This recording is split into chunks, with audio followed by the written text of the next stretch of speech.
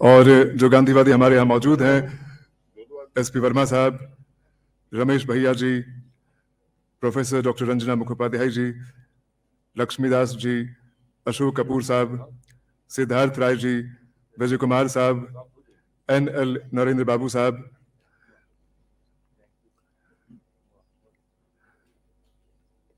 नितिन सोनामल जी, रमेश चंद्र शर्मा जी, कुमार कलानंद मणि जी, मुजफ्फर मंसूरी साहब, doctor PS मूर्ति साहब, मोहित कुमार जी, विभूति कुमार मिश्रा जी और Ramanand Yadav ji, we acknowledge your gracious presence here on this occasion.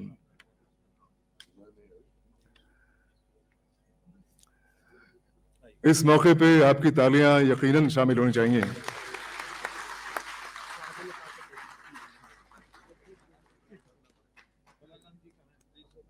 आज के समारोह में ऐसे कई सारे मौके आ जाएंगे, कई सारे स्टेज आएंगे कि जब आपकी तालियां शामिल होंगी तो और भी उस लम्हे की खूबसूरती में इजाफा होगा।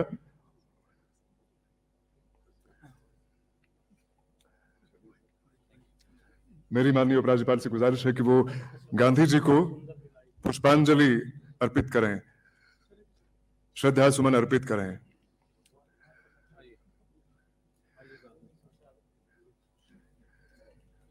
कि जो हमारे बीच यहाँ देश के विभिन्न भागों से आए गांधीवादी मौजूद हैं, उन्हें माननीय उपराज्यपाल अपने हाथों से फेलिसिटेट करेंगे।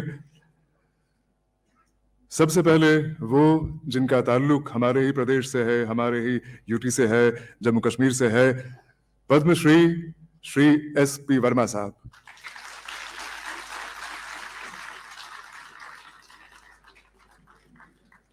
वर्मा साहब के बारे में इतना बता दूं कि 1990 में ये एक इंजीनियर की हैसियत से एक अच्छे पोस्ट पे, एक उच्च पोस्ट पे, पदवी पे तैनात थे। उन्होंने जब एक बार इन्हें निर्मला देश पांडे का, जो बहुत बड़ी गांधीवादी थी, उनका सानिध्य प्राप्त हुआ, तो एक ही मुलाकात में ऐसी तब्दीली इनके अंदर आई कि इन्होंने अपनी नौकरी छोड़ दी और गांधी जी के पथ के लिए, गांधी जी के उसूलों के लिए खुद को समर्पित किया। श्री SP वर्मा, जोरदार तालियां इनके लिए।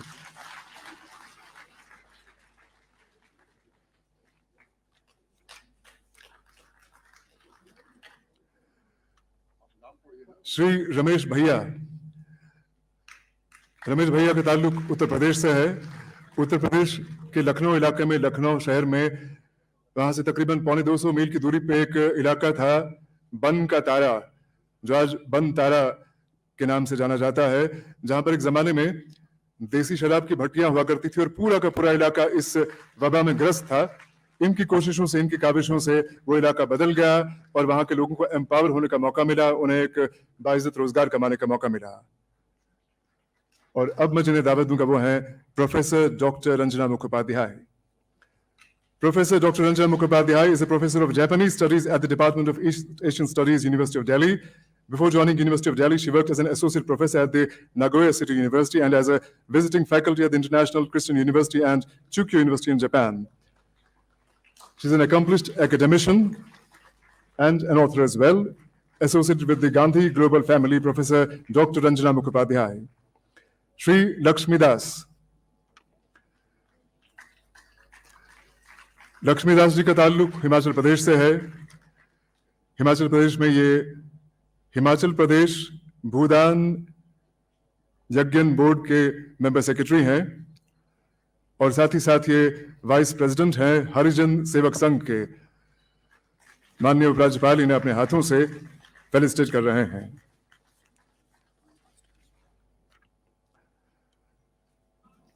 श्री लक्ष्मीदास। श्री अशोक कपूर। श्री अशोक कपूर का ताल्लुक दिल्ली से है और इन्होंने अपनी पूरी जिंदगी सहाफत को, जर्नलिज्म को समर्पित की है। नेशनल हेरल्ड से लेकर पंजाब केसरी, दैनिक जागरण और कई सारी पब्लिकेशंस के साथ इनका ताल्लुक रहा है और इन्होंने अपनी पब्लिकेशंस के जरिए गांधीवाद को प्रमोट करने का जो काम किया है वो यकीनन सराहनीय है। श्री अशोक कपूर।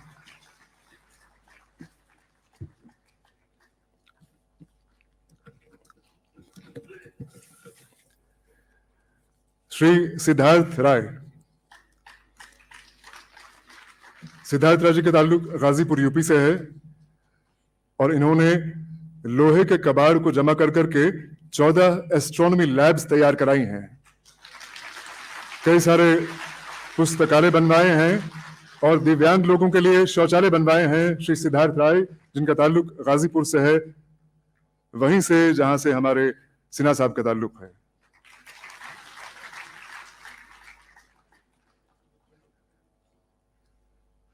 श्री विजय कुमार शर्मा जी,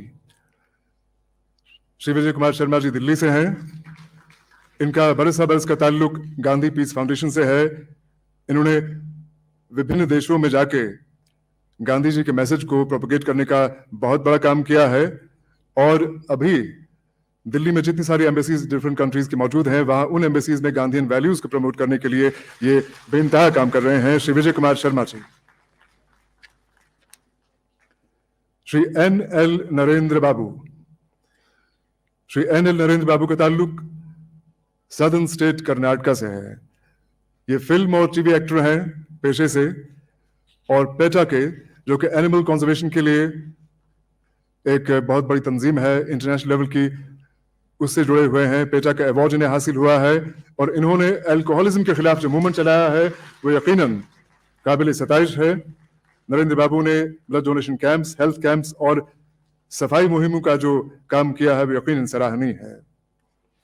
श्री नितिन श्रीरंग सोनामणि, नितिन जी का ताल्लुक महाराष्ट्र के पुणे शहर से है। एक यंग, जैसा कि आप खुद देख सकते हैं, young 32-year-old engineer and a Gandhi peace walker. Nitin ji ने, जब आप सुनेंगे तो आप जोरदार तालियां बजाएंगे, 16,000 किलोमीटर 30 कंट्रीज में वॉक किया है गांधी जी का मैसेज फैलाने के लिए और 25,000 किलोमीटर का सफर साइकिल पे तय किया है 20 कंट्रीज में गांधी जी का मैसेज फैलाने के लिए। श्री रमेश चंद्र शर्मा, रमेश चंद्र शर्मा जी का ताल्लुक हरियाणा से है। इन्होंने अपने विद्यार्थी जीवन के दिनों से ही सोशल वर्क में हिस्सा लिया और पंजाब, जम्मू कश्मीर और नॉर्थ ईस्ट में अमन के पैगाम को और सौहार्द के पैगाम को आम करने के लिए बहुत काम किया है। ये लगभग 20 किताबों के मुसन्निफ हैं श्री रमेश चंद्र शर्मा।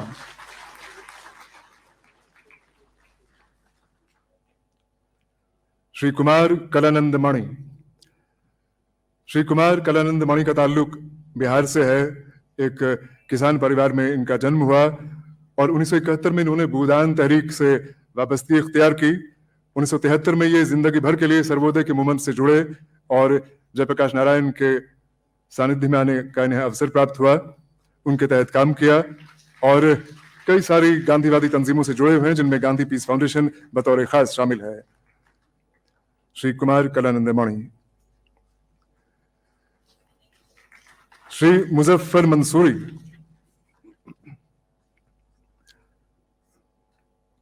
श्री मुजफ्फर मंसूरी का ताल्लुक मंदसौर मध्य प्रदेश से है।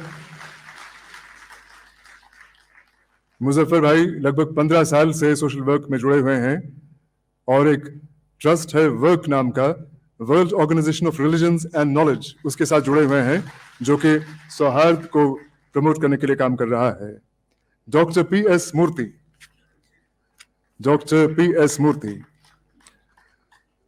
डॉक्टर PS मूर्ति गांधीयाई वैल्यूज को, मूल्यों को परवान चढ़ाने के लिए, उन्हें जिला बख्शने के लिए काम कर रहे हैं और यूनाइटेड नेशंस के जो SDGs हैं, सस्टेनेबल डेवलपमेंट गोल्स हैं, उन्हें प्रमोट करने के लिए उन्हें बहुत काम किया हुआ है तमिलनाडु में और लगभग 50,000 सैपलिंग्स प्लांट कराई हैं तमिलनाडु में। डॉक्टर PS मूर्ति। श्री मोहित कुमार, श्री मोहित कुमार सक्सेना, श्री मोहित कुमार सक्सेना का ताल्लुक शाहजहांपुर यूपी से है। ये विनोबा भावे आश्रम के सेक्रेटरी हैं और ग्लोबल टबैको फ्री समिट जो कि केप टाउन साउथ अफ्रीका में हुआ, उसमें इन्होंने भारत की नुमाइंदगी की। और एक और बात जो इनके बारे में खास है कि इन्होंने मनोहर सिन्हा जी के नेतृत्व में काम किया है यूपी में, ताकि सैनिटेशन के बारे में, क्लीनलीनेस के बारे में और ब्यूटिफिकेशन के बारे में जागृति पैदा हो जाए। श्री विभूति कुमार मिश्रा, श्री विभूति कुमार मिश्रा, विभूति कुमार मिश्रा जी का ताल्लुक मिर्जापुर यूपी से है। आप अखिल भारतीय रचनात्मक समाज के राष्ट्रीय प्रेसिडेंट हैं, नेशनल प्रेसिडेंट हैं। ऑल इंडिया युवा ऑर्गेनाइजेशन फॉर नेशनल डेवलपमेंट के फाउंडर प्रेसिडेंट हैं और इसके अलावा महिला प्रबोधिनी फाउंडेशन के फाउंडर हैं, स्थापक हैं। और ये आखिरी नाम जो इस फहरिस्त में है, श्री रामानंद यादव। श्री रामानंद यादव जी का ताल्लुक इंडियन एयरफोर्स से रहा 1974 से लेकर 1989 तक। उसके बाद ये दिल्ली बार काउंसिल के साथ भी जुड़े हुए हैं, लेकिन इनका जो जिंदगी का मुद्दा और मकसद है वो है सोशल सर्विस और गांधीयन वैल्यूज को प्रमोट करते हुए पूरी कौम की, पूरे मुल्क की खिदमत करना। Sir, thank you very much. माननीय उपराज्यपाल का बहुत बहुत धन्यवाद।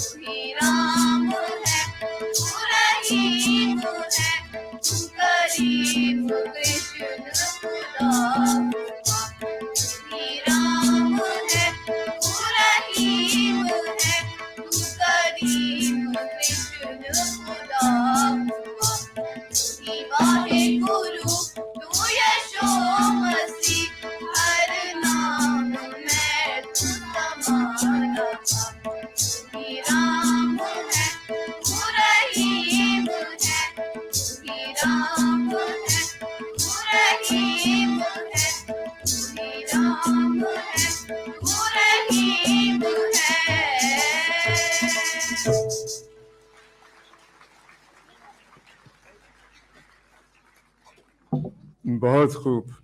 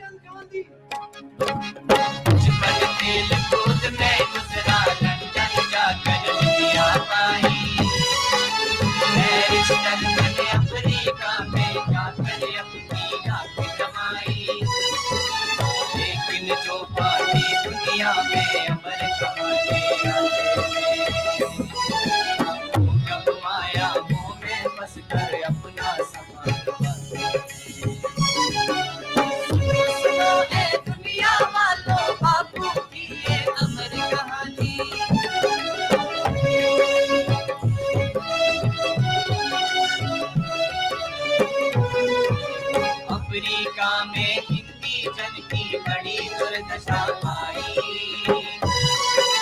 पूरे राज से टक्कर लेकर सतिया की जोत जलाई। फिर भारत की सेवा करने अपने देश में आया। साबरमती में सत्याग्रह का आश्रम बनाया। और खिलाफत कॉन्फ्रेंस में सभापति का दर्जा पाया। इस्लामी अधिकार की रक्षा में भी हाथ बढ़ाया। हिंदू मुस्लिम दोनों उसकी आंखों में तारे थे। दुनिया के सारे ही मजहब बापू को प्यारे थे। सुनो सुनो है दुनिया वालों, बापू की ये अमर कहानी।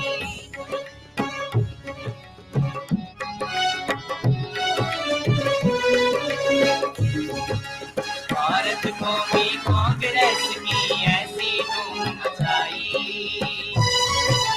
कौमी झंडे के नीचे फिर जनता दौड़ी आई। पानी का प्रचार किया, फिर घर घर खाती आई। और विदेशी माल की होली गांधी ने चलवाई। चरखे की आवाज गूंजी, हुई पसीने और शान से लहराए भारत के तिरंगे झंडे। दुनिया वालों, बापू की ये अमर कहानी।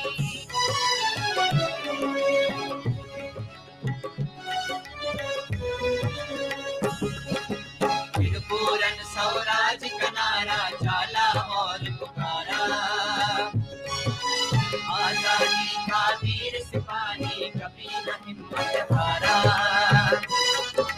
फिर डांडी पर जाकर अपने हाथों नमक बनाया। सारे देश को सत्याग्रह का सुंदर सबक सिखाया। भारतवासी झूठे थे फिर झांसी नाम की 40 करोड़ दिलों में छाया एक लखोटी वाला। सुनो सुनो है दुनिया वालों, बापू की ये अमर कहानी।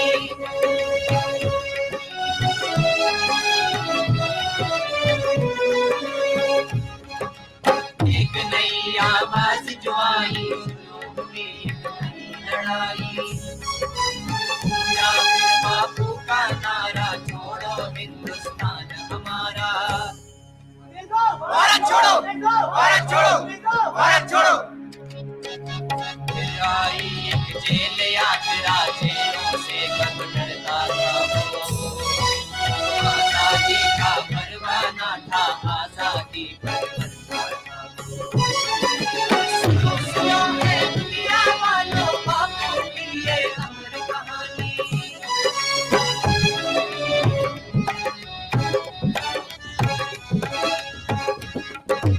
हिंदू मुस्लिम सिख ईसाई में बढ़ती नफरत की ज्वाला। मुस्लिम सिख ईसाई में बढ़ती नफरत की ज्वाला। मुस्लिम सिख ईसाई में बढ़ती नफरत की ज्वाला। जिसको देख के दुखी हुआ कुरान और गीता का रखवाला। जिसको देख के दुखी हुआ कुरान और गीता का मतवाला। नवाखली में खून की होली हैवानों ने खेली। नवाखली में खून की होली हैवानों ने खेली। दया की मूरत बापू से ये पीड़ा गई नचेली। दया की मूरत बापू से ये पीड़ा गई नचेली। फिल्मों की हाथ करना फूलों में नीचे नगर नगर पैदल फिरता था 80 साल दुनिया वालों, बापू की ये अमर कहानी।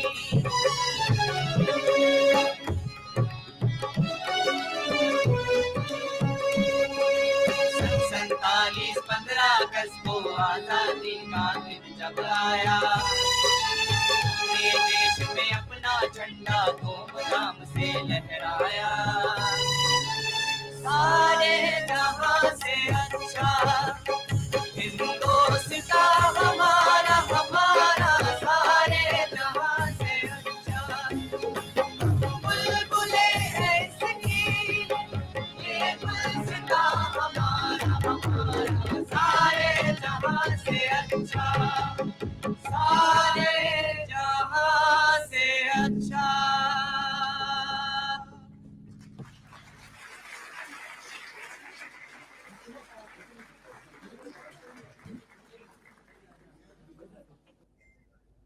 इस कार्यक्रम के आयोजक उच्च शिक्षा और माध्यमिक शिक्षा के प्रमुख सचिव श्री आलोक कुमार जी, जम्मू कश्मीर प्रशासन के हमारे सभी वरिष्ठ सहयोगी, इस कार्यक्रम में शुरू से लेकर और यहाँ तक हम सबके साथ जुड़े हुए पद्मश्री डॉक्टर एसपी वर्मा साहब, श्री रमेश भैया जी, डॉक्टर रंजना मुखोपाध्याय जी, देश के विभिन्न राज्यों से आए हुए सभी गांधी जी में आस्था रखने वाले गांधीवादी साथी,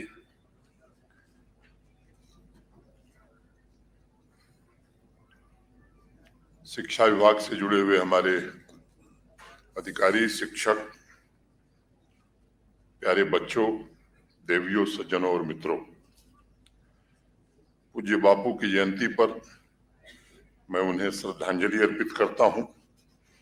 शांति यात्रा में शामिल बच्चों, टीचर्स और गांधीवादियों को मेरी ओर से अनंत शुभकामनाएं।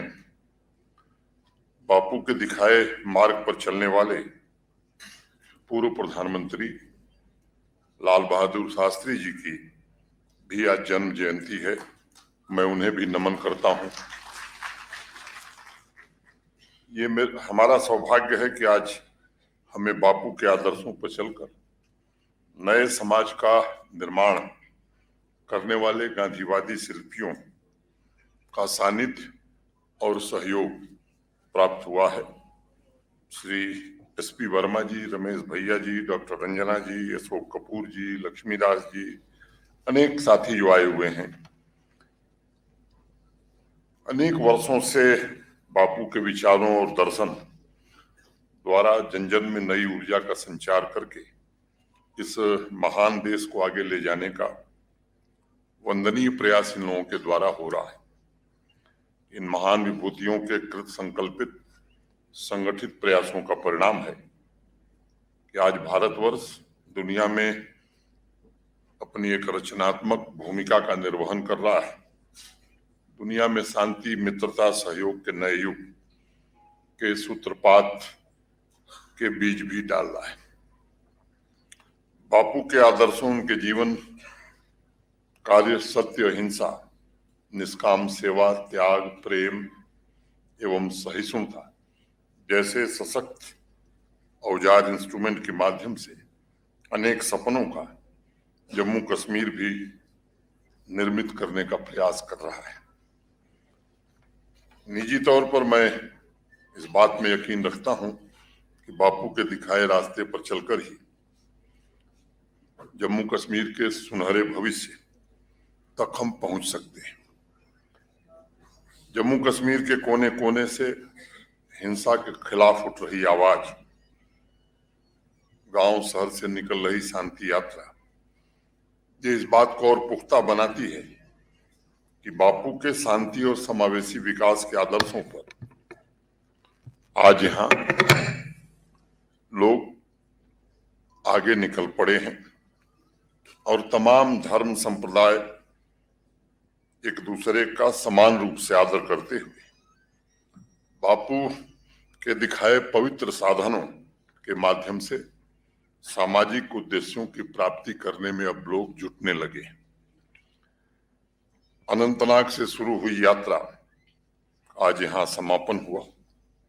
कश्मीर घाटी के 707 स्कूलों से 27,000 से ज्यादा बच्चों ने 5 सितंबर के बाद प्रारंभ हुई अलग अलग शांति यात्रा में शामिल होकर बापू के सिद्धांतों को गांव शहर तक पहुंचाने का एक अद्भुत प्रयास किया है और एक नए प्रकार की जनशक्ति को जागृत करने का भगीरथ प्रयास भी प्रारंभ किया है।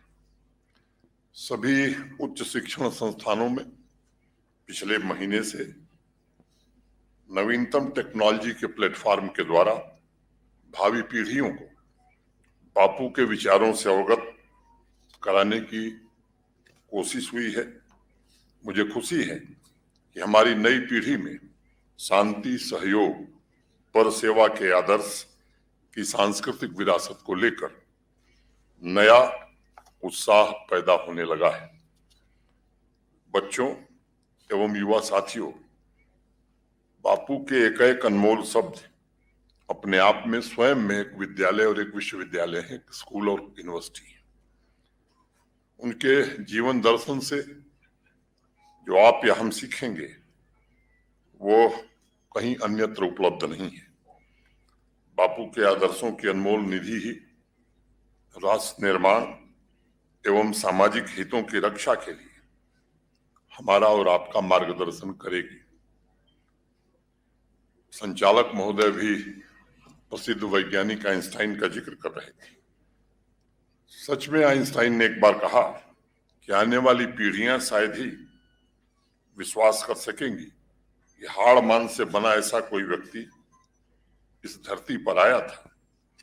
लेकिन आज दुनिया के सभी देशों में, विभिन्न संस्कृतियों में, अनेक सभ्यताओं में पिछली कई पीढ़ियों में बापू के जीवन और उनके सिद्धांत पर चलकर इस बात को प्रमाणित किया जा चुका है कि बड़े से बड़े उद्देश्यों की प्राप्ति के लिए भी सत्य, अहिंसा और सत्याग्रह से बेहतर कोई दूसरा हथियार नहीं है। जो सपना था बापू का कि आजादी के पश्चात भारत की जनता समान रूप से स्वाधीनता का लाभ उठा सकेगी, मुझे लगता है कि हमें इस पर विचार करने की जरूरत है कि क्या ऐसा हम कर पाए।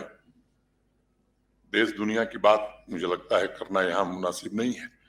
हमें खुद अपना मूल्यांकन करने की आवश्यकता है। क्या जम्मू कश्मीर में जो गांधी जी ने आजादी के बाद जैसा जम्मू कश्मीर देखना चाहते थे वैसा जम्मू कश्मीर हम देख पाए? अगर नहीं देख पाए तो कैसे हम देख सकते हैं? ये सच है कि अनेक बाधाएं थीं, कानूनी रूप से भी अनेक दिक्कतें थीं। काफी कुछ का समाधान हुआ है और अभी एक लंबा रास्ता हमें तय करना है। लेकिन आज भी मैं कह सकता हूं कि अन्य राज्यों को संवैधानिक रूप से या कानूनी रूप से अन्य राज्य के निवासियों को जो लाभ मिलते थे वो सभी लाभ अब जम्मू कश्मीर के लोगों को भी मिलने लगे हैं। ये एक अच्छी शुरुआत हुई है। वही आर्थिक और सामाजिक लाभ जम्मू कश्मीर के सभी नागरिक को मिलने लगा है। दूर दराज के गांवों में भी इस बात का स्वाभिमान जागृत हुआ है और लोगों में जागृत हुआ कि देश उनका है। देश के निर्माण में उनकी आवाज का महत्व है, ये बात अब लोगों के मन में बैठने लगी है। वर्षों से हाशिए पर जो वंचित वर्ग के लोग थे और विशेष रूप से हमारी जो बहनें थी, आज मुख्य धारा से जुड़ी हुई महसूस कर रही हैं। गांवों के पुनर्निर्माण, पंचायती राज संस्थाओं और शासन द्वारा मिलकर आत्मनिर्भर ग्राम के बापू के सपने को हकीकत का जामा पहनाने की जो कोशिश शुरू हुई है, मुझे लगता है कि इसे हमें और आगे ले जाना है। आज के पवित्र दिन हमें इस बात को भी स्मरण करने की आवश्यकता है कि बापू हर एक व्यक्ति के लिए एक गरिमापूर्ण जीवन की बात कहा करते थे, जिसमें प्रत्येक व्यक्ति को समान अधिकार एवं समान अवसर प्राप्त हो। एक छोटी सी कहानी मुझे याद आ रही है। एक बड़े पहुंचे हुए फकीर किसी गांव में पहुंचे और संध्या काल में भजन का कार्यक्रम प्रारंभ हुआ। भजन समापन की ओर था। जैसे ही ढोलक की आवाज रुकी, उस फकीर ने उपस्थित वहां जो भीड़ थी उससे एक सवाल किया कि आप में से कौन कौन लोग स्वर्ग जाना चाहते हैं। तो एक व्यक्ति को छोड़ करके सबने हाथ उठाया कि नहीं, हम स्वर्ग जाना चाहते हैं। फकीर ने थोड़ी देर बाद कहा कि जो लोग नरक जाना चाहते हैं वो जरा हाथ उठाएं। तो फिर कोई हाथ नहीं उठाया, और जिस व्यक्ति ने स्वर्ग जाने के लिए हाथ नहीं उठाया था उसने नरक जाने के लिए भी हाथ नहीं उठाया। लेकिन जितने स्वर्ग जाने वाले थे, नरक जाने के लिए कोई तैयार नहीं था। फकीर हैरान हुआ, उस आदमी से पूछा कि भाई, आप न स्वर्ग जाना चाहते हो न नरक जाना चाहते हो, आखिर आप चाहते क्या हो? तो उस व्यक्ति ने कहा कि न मुझे स्वर्ग जाना है और न ही मुझे नरक जाना है। मैं इसी जमीन पर पैदा हुआ हूं और इस जमीन को खुशहाल देखना चाहता हूं। जितनी शक्ति, जितनी सामर्थ्य, जितनी बुद्धि है, मैं प्रयास करूंगा कि इस जमीन पर रहने वाले लोगों को मैं खुशहाल करके जाऊं। और जो असमानता है, भेदभाव है, जो यहाँ कुरीतियां हैं, उनको समाप्त करने में हम कितना योगदान दे सकते हैं। वैसे तो ये प्रतीक है कहानी। निस्वार्थ भाव से समाज में सभी का जीवन स्तर उठाने का प्रयास करना, ये धर्म है। मुझे लगता है कि हर नागरिक का समाज में एकता हो, शांति हो, सुरक्षा हो, इसके लिए सबको मिलकर के काम करना होगा। विशेष रूप से शिक्षा से जुड़े हुए जो हमारे अध्यापक हैं, गुरुजन हैं, जो विद्यार्थी, ये कार्यक्रम शिक्षा विभाग ही क्यों करता है? ये इसलिए कि हम उम्मीद रख रहे हैं इस नई पीढ़ी से।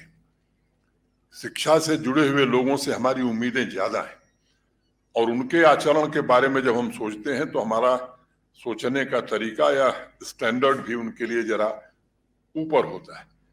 क्योंकि हमारे समाज में जो मुख्य धारणा है कि समाज में दो ऐसे अवयव हैं, एक पिता और एक गुरु।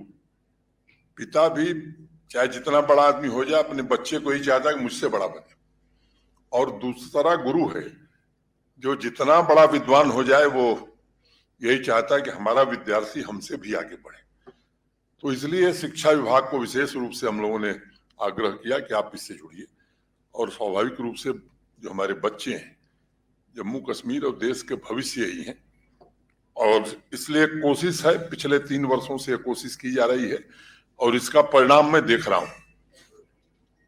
कि परिवर्तन जो दिखाई पड़ा, इसमें इन सब चीजों का बड़ा योगदान है। अब विकसित भारत अगर बनाना है 2047 तक, तो मुझे लगता है कि राष्ट्रीय चरित्र का निर्माण भी करना होगा,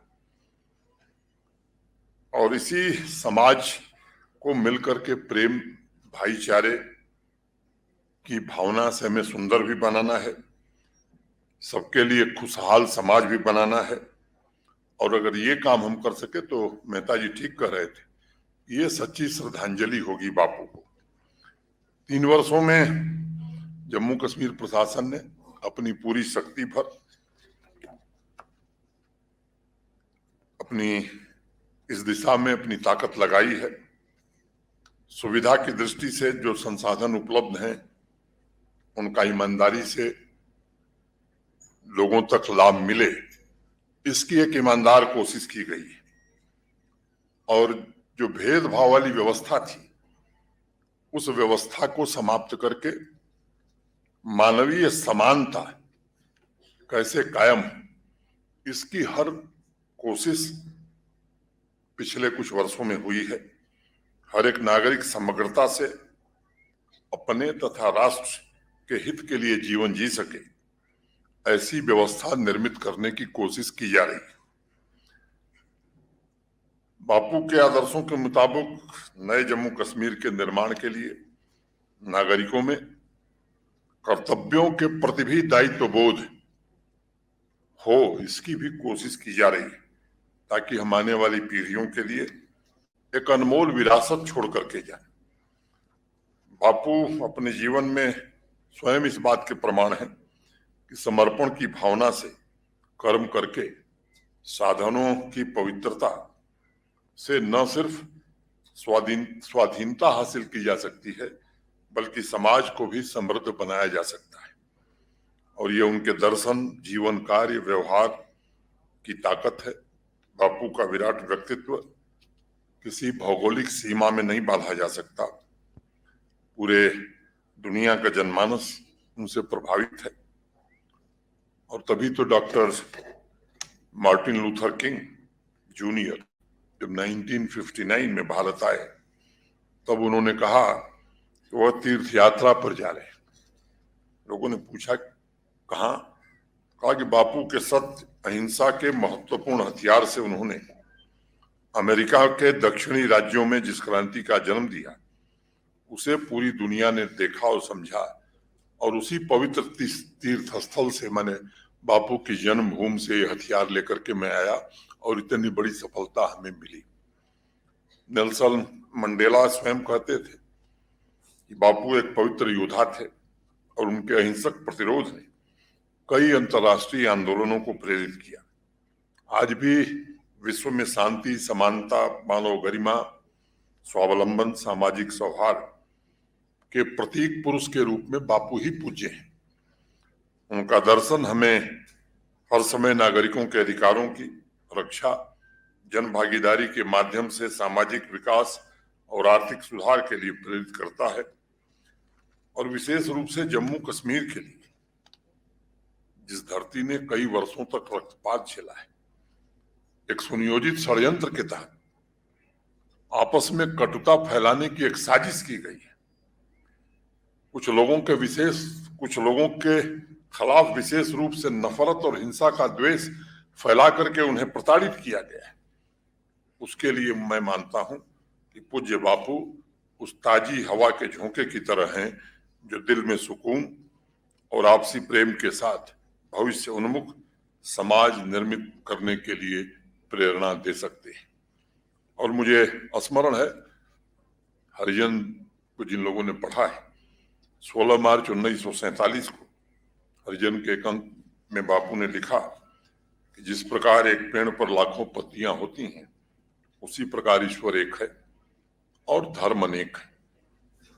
बापू के उसी चिंतन के सहारे एक ऐसे जम्मू कश्मीर को पुनर्जीवित करने की कोशिश हमें करनी है जो किसी जमाने में सभी धर्मों का पवित्र स्थल था, जहां विविध साधना पद्धतियों का समान रूप से आदर किया जाता था।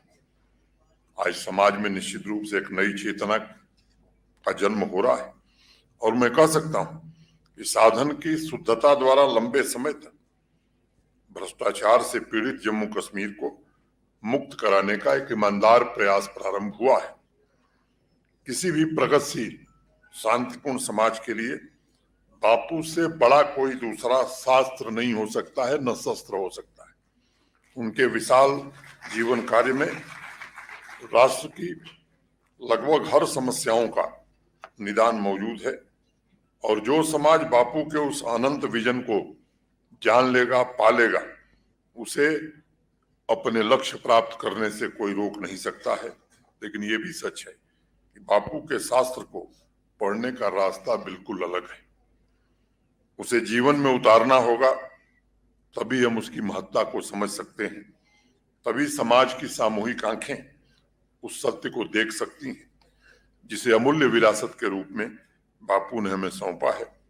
उनमें से अनेक बातों की चर्चा मेरे पूर्व के वक्ताओं ने की है। बापू ने बहुत सीधे और सरल शब्दों में कहा था, कर्तव्यों और अधिकारों में हर व्यक्ति को सामंजस्य बैठा करके काम करना चाहिए। यूनाइटेड नेशंस के शैक्षिक, वैज्ञानिक और सांस्कृतिक संगठन के महानिदेशक डॉक्टर जूलियन हक्सले को मई 1947 में संबोधित एक पत्र में गांधी जी ने लिखा था कि मैंने अपनी अनपढ़ लेकिन बुद्धिमान मां से सीखा है कि योग्य और संरक्षित किए जाने वाले सभी अधिकार अच्छी तरह से किए गए कर्तव्य से आते हैं। और आगे लिखते हैं, जीने का अधिकार हमें तभी मिलता है जब हम दुनिया की नागरिकता का कर्तव्य निभाते हैं। बापू ने H.G. वेल्स को लिखे एक पत्र में अपने जीवन का उदाहरण देते हुए कहा, मैंने अपना जीवन अधिकारों पर दावे के साथ शुरू किया था, लेकिन मुझे जल्द ही पता चल गया कि मेरे पास कुछ भी नहीं है, और फिर मैंने कर्तव्य की खोज और पालन से शुरुआत की, और आज मैं पाता हूं कि मेरे पास शायद किसी भी जीवित व्यक्ति की तुलना में अधिक अधिकार हैं। साथियों, इसलिए ये बात मैं आप सबसे भी और जम्मू कश्मीर के निवासियों से भी बार बार कहता हूं और आज पुनः निवेदन करता हूं कि अधिकार आपके कर्तव्यों एवं जिम्मेदारियों से ही निकलेंगे। यदि समाज को समृद्ध बनाना है तो हर एक नागरिक को समाज एवं राष्ट्र के प्रति अपनी जिम्मेदारियों का भी निर्वहन करना होगा। एक लंबे अरसे बाद जम्मू कश्मीर विकास के जिन नए लक्ष्यों को तय करके आगे बढ़ रहा है, उसमें हर किसी को अपने पुरुषार्थ द्वारा, कठिन परिश्रम एवं उद्यम द्वारा योगदान देना होगा। आज हम सब गौरवान्वित हैं कि हम दुनिया की 5वीं बड़ी अर्थव्यवस्था बन गए हैं। उस देश को पीछे छोड़कर बन गए हैं जिस देश के लंबे समय तक हम गुलाम थे।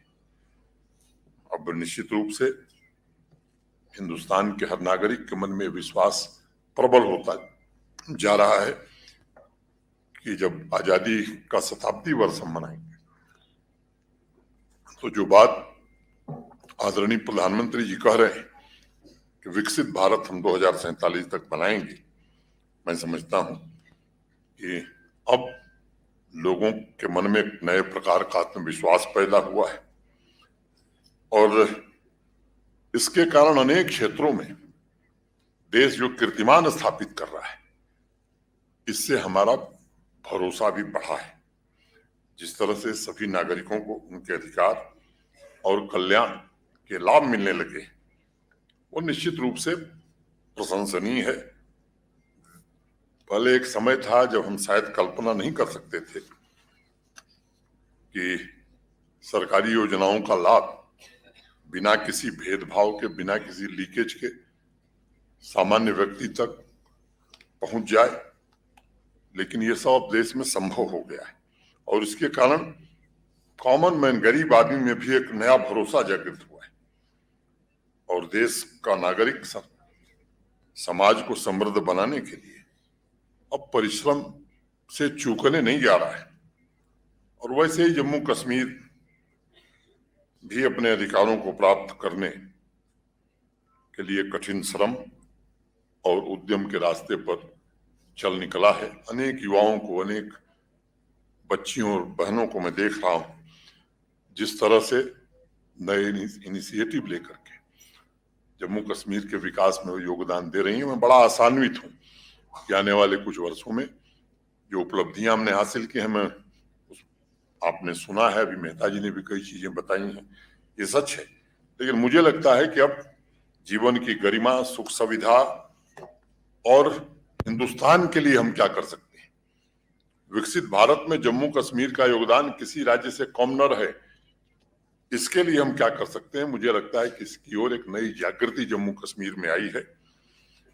हमारी भावना उतनी ही पवित्र है जितने कभी पहले देश को आजाद कराने वाले लोगों की थी। ये संकल्प हमें लेने की आवश्यकता है। हमें विचार करने की जरूरत है कि क्या आजादी की लड़ाई में हमारे पूर्वजों ने जो त्याग किया था, हम उनके आदर्शों के अनुरूप क्या कुछ अपना आचरण कर पाएंगे? क्या हम अनुशासन और असरदार ढंग से अपना फर्ज जम्मू कश्मीर के विकास के लिए निभा पाएंगे? इन सवालों से हमारी सोच में स्वाभाविक रूप से बदलाव आएगा। उसके मुताबिक राष्ट्र निर्माण में योगदान देकर मुझे लगता है कि बापू के प्रति हमारी यही सच्ची श्रद्धांजलि होगी, क्योंकि परिवर्तन जो शब्द है वो स्वयं में प्रथम पुरुष एक वचन का शब्द है, फर्स्ट पर्सन सिंगुलर नंबर आई। जब भी हम किसी क्षेत्र में परिवर्तन की बात करते हैं तो हमें अपने आचरण से भी एक आदर्श प्रस्तुत करने की जरूरत होती है। 19वीं सदी में पैदा हुए ब्रिटिश राइटर केनेथ वॉकर ने अपनी एक पुस्तक में बड़ी दिलचस्प बात लिखी। किताब के पहले पन्ने पर उन्होंने लिखा, यह किताब उसे समर्पित है जिसने मुझे नींद से जगाया। बापू ने अपने चिंतन और विचारों के द्वारा, मैं समझता हूं, यही काम किया था। सैकड़ों सालों से सो रहे भारत के समाज को उन्होंने जगाया। सत्य, अहिंसा, सत्याग्रह के सशक्त हथियार द्वारा शक्तिशाली ब्रिटिश साम्राज्य से मुक्ति दिलाकर उसे नए भविष्य के लिए तैयार किया। आज भी समाज के जिस कोने में सोई हुई चेतना को जगाने की जरूरत है, वहां बापू के आदर्श ही उसे जागृत कर के गतिमान कर सकते हैं, और इसीलिए कोशिश हम सब कर रहे हैं। और जम्मू कश्मीर के लिए मैं मानता हूं, यहाँ की समस्याओं के समाधान में जितने अधिक से अधिक युवा बापू को पढ़ सकेंगे, बापू को समझ सकेंगे, जितने अधिक से अधिक जम्मू कश्मीर के लोग, क्योंकि जितना आप पढ़ लीजिए बापू समझ में आते नहीं। मैंने भी अपनी अल्प बुद्धि से बड़ी कोशिश की है, कई बार पढ़ा, अभी भी पढ़ रहा हूं। जितना पढ़ता हूं लगता है कि बापू और गहरे। तो मुझे लगता है कि जितना हम समझ सकेंगे बापू को, उतना जल्दी हम अपने समस्याओं से बाहर भी निकल सकेंगे, समृद्ध जम्मू कश्मीर बना सकेंगे, और आपसी सहयोग, परस्पर निर्भरता के बंधन से भी एक दूसरे को बांध सकेंगे। मैं इस अभियान में जो लोग भी हमारे साथी जुड़े हैं, उन सबके प्रति मैं हृदय से आभार व्यक्त करना चाहता हूं, और स्कूल एजुकेशन और हायर एजुकेशन के शिक्षकों, अधिकारियों और बच्चों को विशेष रूप से, जिन्होंने 5 सितंबर को शिक्षक दिवस के बाद से कार्यक्रम हम लोगों ने शुरू किया, मैं हृदय से इन बच्चों का विशेष रूप से, और जिन बच्चों ने जो सांस्कृतिक कार्यक्रम प्रस्तुत किया है, खासतौर से बापू के जीवन दर्शन को लेकर के जो एक छोटी सी नाट्य प्रस्तुति बच्चों ने की है, वो अद्भुत थी, प्रशंसनीय थी। उसकी जितनी भी प्रशंसा की जाए वो कम होगी। बापू के विचार आने वाले भविष्य में भी हमें लक्ष्यों की प्राप्ति में सदैव सहायक होंगे, ऐसा मैं मानता हूं। बापू के विचार आज भी जनमानस के हृदय में गहरे रूप से उतरें, तभी मानवता की रक्षा, विकास एवं समृद्धि संभव हो सकती है। बराक ओबामा जब भारत आए थे, आप में से अनेक लोगों को याद होगा, तो उन्होंने कहा कि बापू उनके लिए प्रेरणा के प्रतीक है। ओबामा ने बापू के द्वारा किए गए असाधारण परिवर्तन को स्वीकार किया, और इसलिए हमारा मकसद भी होना चाहिए जम्मू कश्मीर के हर इंसान के हृदय में बापू के विचार गहरे रूप से हम पहुंचा सकें, और वही हमारे प्रगति का वाहक बने। बापू के कर्मठता के विचारों को जमीन पर उतारने में हमारी मदद करे। व्यक्तिगत रूप से मैं बापू को प्रकाश के किरण की तरह देखता हूं, तो वर्तमान समय की अनेक चुनौतियों, चाहे वो जलवायु परिवर्तन हो, पर्यावरण संरक्षण हो, आतंकवाद से मुकाबला करने का मार्ग हो, ये बापू हमें सिखाते हैं। और माननीय प्रधानमंत्री जी ने भी कुछ महीने पहले ही विश्व के नेताओं को एक संदेश दिया कि this is not an era of war. वो वैश्विक शांति और वैश्विक भाईचारे को प्रगाढ़ बनाने का समय है। मैं समझता हूं जब तक समाज है, जब तक मानवता और सृष्टि है, तब तक बापू के आदर्श हमें राष्ट्र निर्माण के लिए सदैव प्रेरित करते रहेंगे, और उनके विचारों से नया आत्मनिर्भर जम्मू कश्मीर और भारत आगे विकसित हो सकेगा। मैं आप सभी से विकसित भारत के निर्माण में पक्के इरादे से जुटने का निवेदन करता हूं। शांति यात्रा में भाग लेने वाले नई पीढ़ी को शीघ्र ही राष्ट्र के विकास का नेतृत्व करने का अवसर मिलेगा, ऐसा मेरा दृढ़ विश्वास है। और मैं उन तमाम अपने विद्यार्थी बच्चों से कहना चाहता हूं कि आप सभी बापू की समृद्ध विरासत के उत्तराधिकारी हैं। उनके आदर्शों पर चलकर आपको अपने स्वयं के भाग्य का और जम्मू कश्मीर के भाग्य का निर्माण करना है, और विकसित जम्मू कश्मीर ही विकसित भारत माता बनाएगी। अपने संकल्प, अपने उद्देश्य को निस्वार्थ कार्यों में बदलिए, यही बापू को सच्ची श्रद्धांजलि होगी। मैं फिर से एक बार सबको धन्यवाद देते हुए बापू की स्मृति को और स्वर्गीय लाल बहादुर शास्त्री जी की स्मृति को प्रणाम करके अपनी बात में पूरी करता हूं। धन्यवाद। जय बापू।